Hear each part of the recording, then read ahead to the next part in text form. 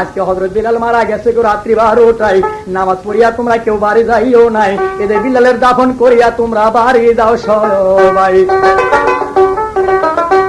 আরে এক লোক উঠে তখন কয় নবী গো আমি আপনারে জানাই কার বাবারা দাফন করবেন আমি কিছুই বুঝলাম না। একটু আগে নামাজ পড়িয়া হযরত বিলাল হইল রওয়ানা।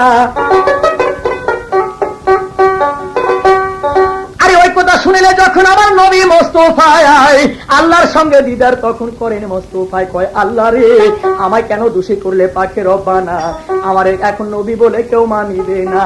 আল্লাহ বলছে দোস্ত আমি আপনারে জানাই এর লাগে আমি আপনি দোষী হইতাম নাই, রাবিয়ার ঘরে গিয়ে আপনি জিজ্ঞাসা করেন নাই।